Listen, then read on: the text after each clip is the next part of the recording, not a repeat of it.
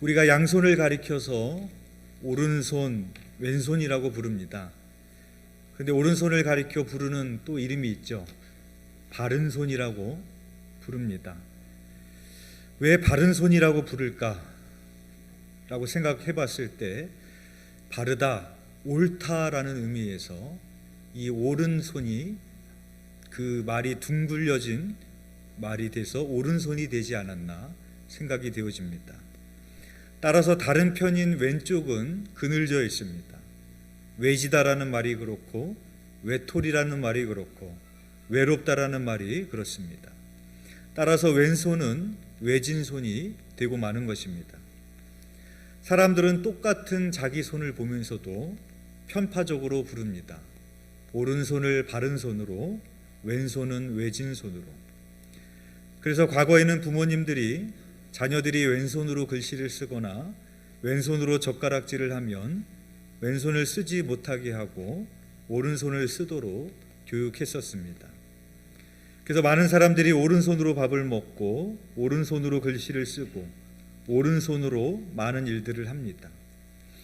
왜 사람들은 두 손의 이름을 오른손, 왼손이라고 불렀을까요? 아마도 주류와 비주류를 구분지으려고 하는 편협된 속성에서 나왔을 것입니다. 오늘 본문에도 왼손잡이 사사가 나옵니다. 그의 이름은 에훗입니다. 초대 사사 온니엘이 사사로 다스리는 동안 이스라엘은 40년간의 태평을 누릴 수가 있었습니다. 그러나 온니엘이 죽고 이스라엘 자손들이 다시 여호와의 목전에 악을 행하게 되자 하나님께서는 이번에는 모압 왕을 통하여 이스라엘을 징계하셨습니다. 그래서 오늘 본문 14절에 보면 이스라엘은 장장 18년 동안 모압 왕을 섬기며 괴로움을 당하게 되었다라고 기록하고 있습니다. 이스라엘이 압제 속에서 여호와께 호소하자 하나님께서는 베냐민 지파 출신의 에훗을 이스라엘을 구할 사사로 세우게 됩니다. 오늘 본문 사사기 3장 15절의 말씀입니다. 우리 함께 봉독해 보겠습니다. 시작. 이스라엘 자손이 여호와께 부르짖음에 여호와께서 그들을 위하여 한 구원자를 세우셨으니 그는 곧 베냐민 사람 게라의 아들 왼손잡이 에훗이라.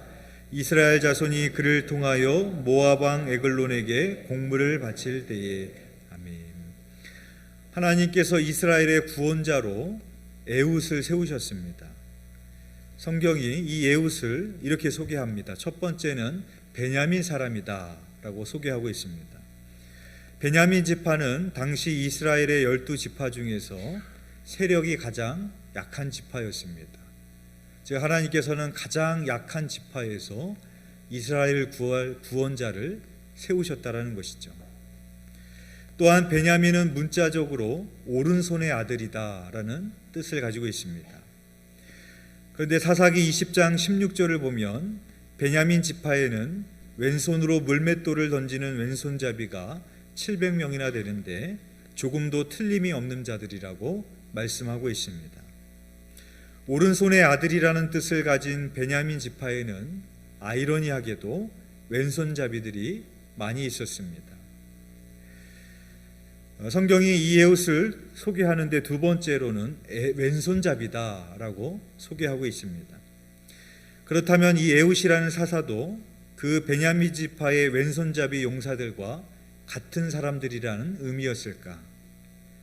그렇지 않습니다. 여기서 왼손잡이라는 뜻은 오른손이 제 구실을 못하는 자라는 뜻입니다. 따라서 에훗은 단순히 왼손잡이가 아니라 오른손의 장애를 가지고 있었던 왼손잡이였습니다. 우리나라의 지도자를 세울 때 우리는 꼼꼼히 따지고 점검합니다. 그 사람의 출신은 어떤지, 그 사람의 학력은 어떤지, 그 사람은 얼마나 유능한지 그렇게 꼼꼼히 따져서 지도자를 세우게 됩니다. 그러나 성경을 보면 하나님께서 사람을 쓰시는 기준이 우리와는 많이 다르다는 것을 보게 되어집니다. 하나님은 우리의 외모를 보시는 것이 아니라 우리의 마음의 중심을 보시는 하나님이십니다. 성경에 보면 이스라엘의 초대 왕이었던 사울이 다른 사람보다 어깨 위만큼 컸다라고 기록하고 있습니다. 사울은 이렇게 키가 크고 용모가 빼어났지만 하나님께 불순종하는 삶을 살다가 왕위를 빼앗기고 비참하게 생을 마감하게 됩니다. 그리고 하나님은 사울 왕 다음으로 다윗을 왕으로 세우기로 결정하십니다. 그래서 사무엘에게 명령하여 다윗의 아버지 이새의 집에 가서 내가 세울 왕에게 기름을 부으라고 명령을 하십니다. 사무엘이 이새의 집에 가서 제사를 드리기 위해 이새의 아들을 청합니다.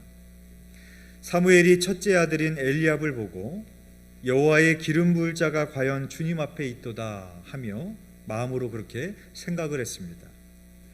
그때 하나님께서 사무엘에게 이렇게 말씀하십니다. 그의 용모와 키를 보지 말라. 내가 이미 그를 버렸노라. 내가 보는 것은 사람과 같지 아니하니 사람은 외모를 보거니와 나 여호와는 중심을 보느니라 라고 말씀하십니다. 그리고 이새가 차례대로 나머지 아들을 사무엘 앞으로 지나가게 하는데 하나님께서 그들을 다 택하지 않으셨다라고 말씀을 하십니다.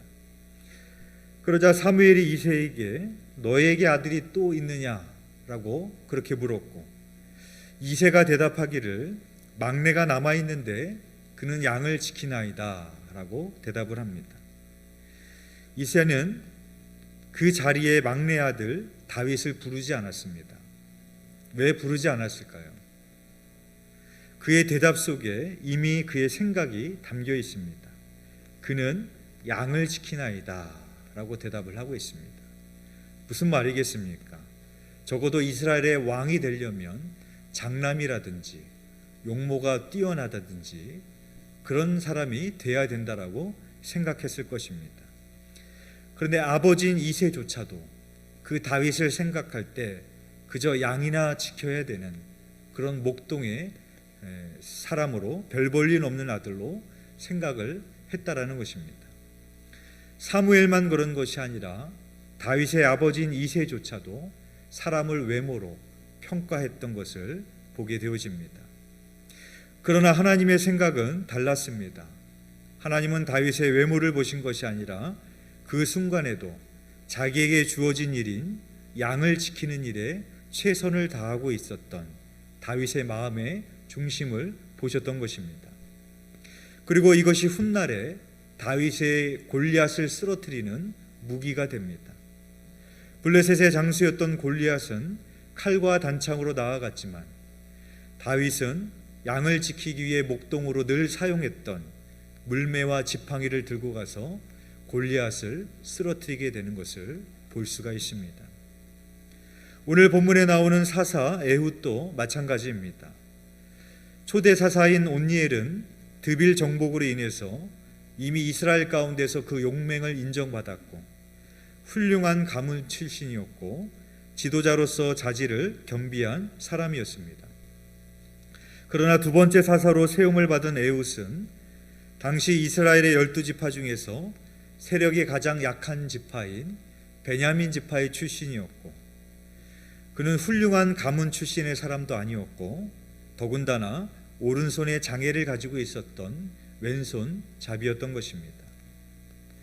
하나님께서 이러한 사람을 사사로 세우신 것을 통해서 우리는 두 가지의 사실을 깨닫게 됩니다. 첫 번째는 하나님은 부족한 사람을 통해서도 자신의 뜻을 이루시는 하나님이시라는 것입니다.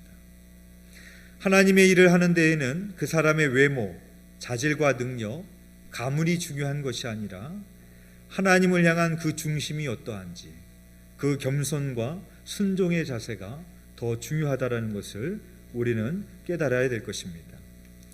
그래서 하나님은 오히려 에훗과 같이 약한 자를 택하심으로 오히려 강하고 스스로 능력이 있다고 자부하는 자들을 부끄럽게 하시는 하나님이십니다. 고린도전서 1장 26절에서 29절의 말씀입니다. 제가 봉독하겠습니다. 형제들아 너희를 부르심을 보라.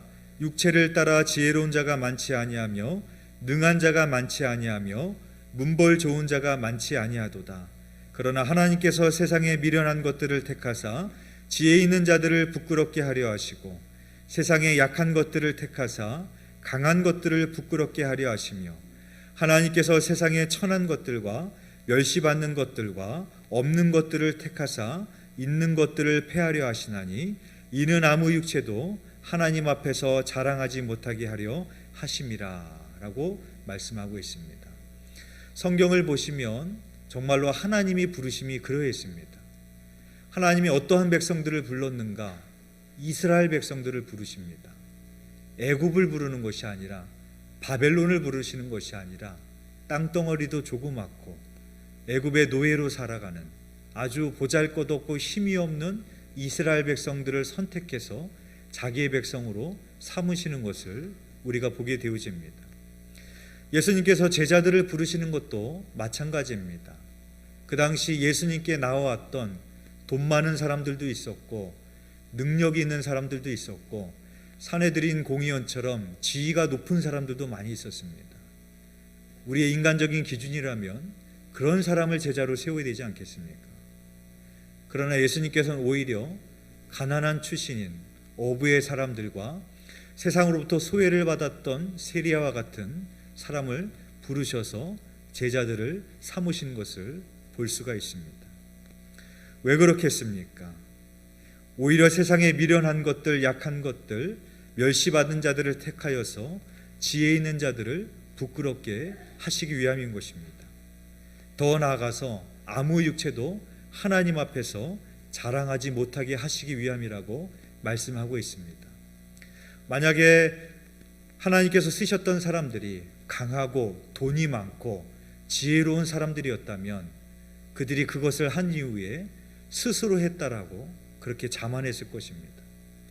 그러나 세상에 약한 것들, 미련한 것들, 멸시받는 자들을 택하셔서 사용하셨기 때문에 어느 누구도 하나님 앞에서 자랑할 수 없게 하시는 그런 하나님의 역사를 우리가 보게 되어집니다.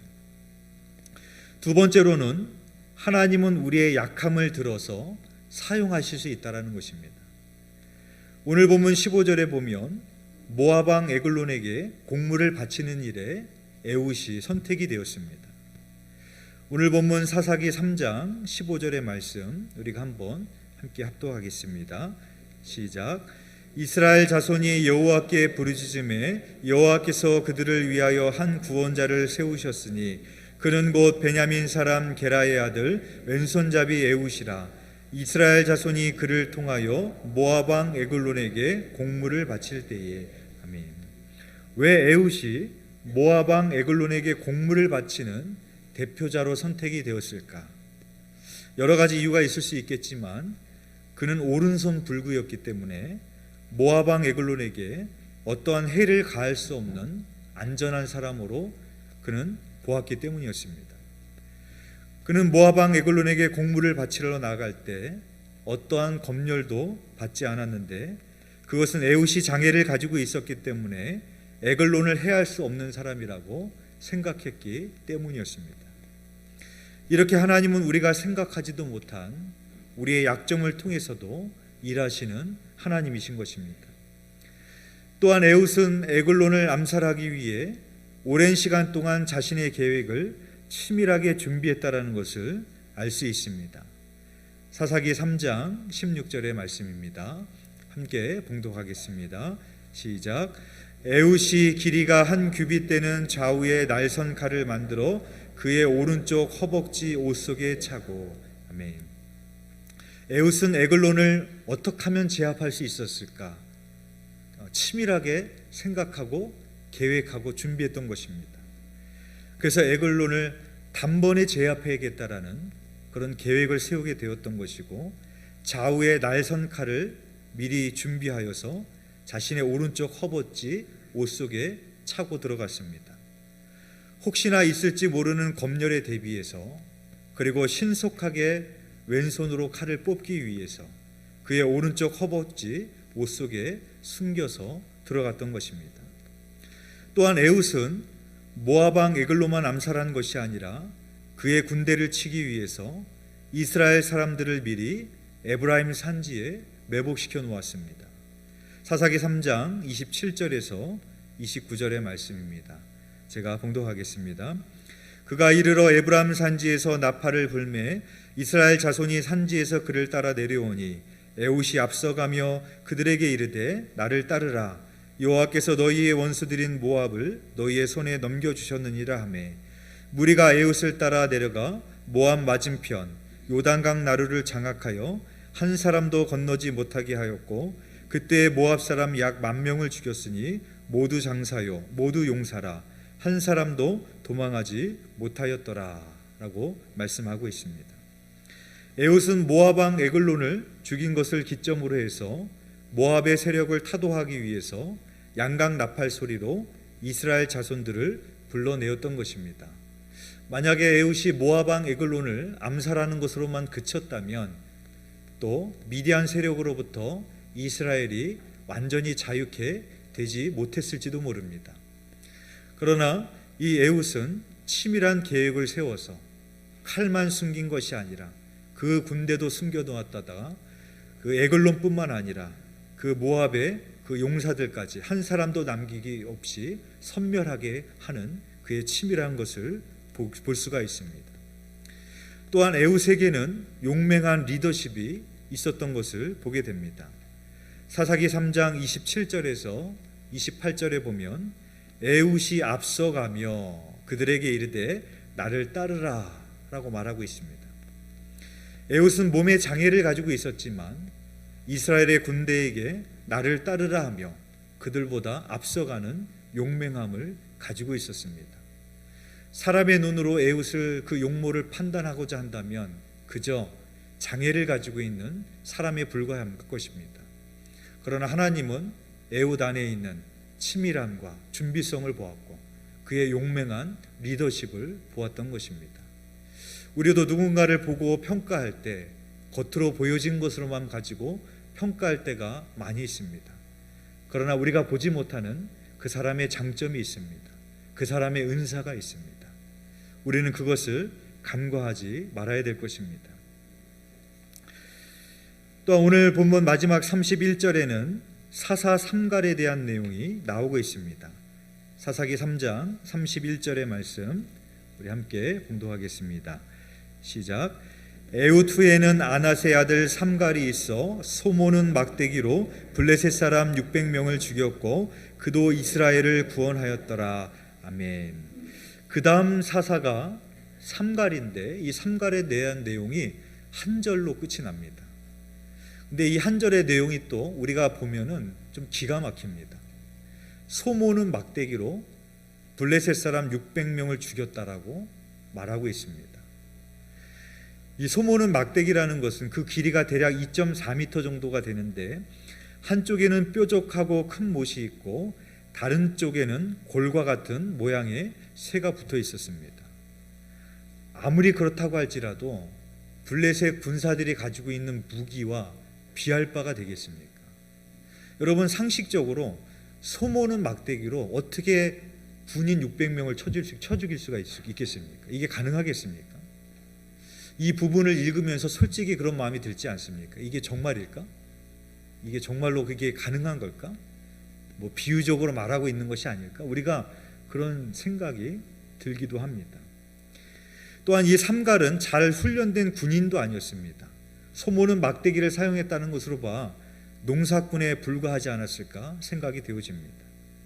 그런데 하나님께서는 잘 훈련된 군인을 쓰는 것이 아니라 그저 평범한 농사꾼과 같은 사람을 통해서 아무것도 아닌 것 같은 소모는 막대기로 블레셋 사람들을 싸워 승리케 하시는 하나님의 역사를 보게 하시는 것입니다. 이 거짓말 같은 이야기가 한 절밖에 나오지 않는 이야기가 우리에게 무엇을 말하고 있습니까?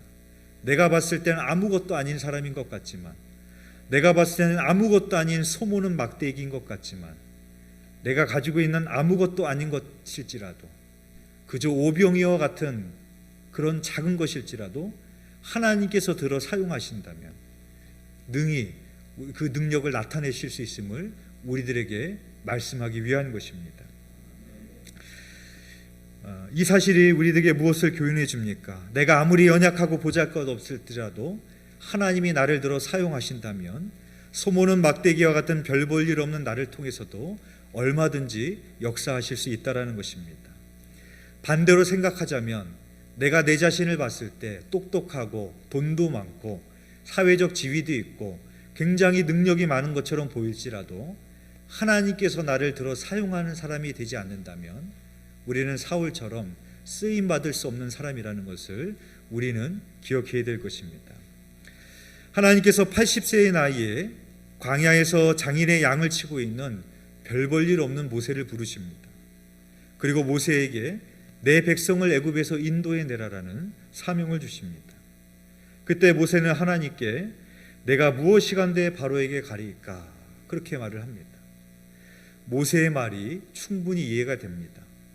한때는 바로의 왕자였지만 지금은 애굽 사람을 쳐 죽이고 도망자 신세가 되어서 광야에서 장인의 양떼를 치고 있는 별 볼 일 없는 사람이었습니다. 지금 모세에게 군대가 있습니까? 지금 모세를 따르는 추종자가 있습니까? 아니면 모세의 말처럼 모세가 언변이 좋습니까?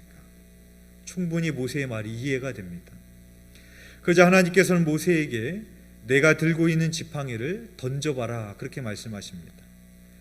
모세가 하나님의 말씀에 순종해서 지팡이를 땅에 던졌을 때 지팡이가 뱀으로 변했습니다. 그러자 하나님께서는 다시 그 뱀의 꼬리를 잡으라고 말씀하십니다. 정상적으로는 뱀의 머리를 잡아야 됩니다. 뱀의 꼬리를 잡으면 물리게 되어 있습니다. 그러나 모세는 이해할 수 없는 하나님의 말씀에도 순종하여 뱀의 꼬리를 잡았을 때 그 뱀이 다시 지팡이로 바뀌는 하나님의 능력을 경험하게 됩니다. 모세의 지팡이는 별 볼 일 없는 지팡이였습니다. 그저 양을 돌볼 때 쓰는 그런 지팡이였습니다. 그러나 모세가 하나님께 붙들림 받은 인생이 되었을 때 그 지팡이로 홍해를 가리킬 때 홍해가 갈라지는 놀라운 기적이 일어나게 됩니다. 그 지팡이로 반석을 칠 때 생수가 터져 나오게 되는 하나님의 능력의 지팡이가 되었다라는 것을 보게 되어집니다. 저는 지난 금요일부로 감리사 임기를 마쳤습니다. 감리교 법인 교리와 장정에 의하면 비전교회, 그러니까 1년 결산이 4천만 원 미만의 담임 목사는 법적으로 감리사가 되고 싶어도 될 수가 없습니다. 또한 연회 감독에 출마하기 위해서는 내야 될 공탁금이 있는데 사실은 비전교회 목사님이 낼 수 있는 그런 금액이 아닙니다. 암암리에 대형교회의 담임 목사가 아니면 연회 감독이 된다라는 것은 사실상 불가능한 일로 우리는 생각하고 있습니다. 저도 감리사가 되어 보니까 지방 일을 하고 연회 일을 해보니까 왜 이러한 규정을 만들어 놓았는지, 왜 사람들이 그렇게 생각하는지 충분히 이해가 됐습니다. 교회가 뒷받침해 주지 않으면 감리사의 일을 하는 것이 쉽지 않고 감독의 일을 수행한다라는 것이 사실상 불가능한처럼 느껴지게 됩니다. 그래서 하나님을 믿는 우리들조차도 하나님의 일을 하는 데 있어서 하나님을 바라보는 것보다, 하나님께 붙들림 바 되는 것보다도 더 돈을 앞세울 때가 있고 외형적인 것을 앞세울 때가 더 많이 있다라는 것을 보게 되어집니다. 그러나 오늘 말씀을 통하여 우리는 더 중요한 교훈을 깨달아야 될 것입니다. 아무리 사람들이 나를 뒷받침해주고 재정이 나를 뒷받침해줘도 하나님께서 쓰시고자 하는 사람이 되지 않는다면 우리는 하나님의 일에 쓰임받는 사람이 될 수 없을 것입니다. 더 나아가 내가 봤을 때 나는 부족하고 건강도 없고 물질도 없고 사회적 지위도 높지 않고 공부를 많이 한 것도 아니지만 여러분들 스스로 나는 하나님께 쓰실 만한 사람이 아니야 그렇게 판단하시면 안 됩니다. 별 볼 일 없는 사람일지라도 하나님이 여러분들을 쓰시고자 하면 얼마든지 여러분들을 통하여 하나님의 능력이 나타나게 되실 것입니다. 중요한 것은 그 순간에 여러분의 순종이 필요한 겁니다. 세상적인 기준이 아니라 나 같은 자도 하나님이 쓰시면 얼마든지 하나님이 역사하실 수 있다. 그 순종의 믿음이 있으시기를 주님의 이름으로 축복합니다.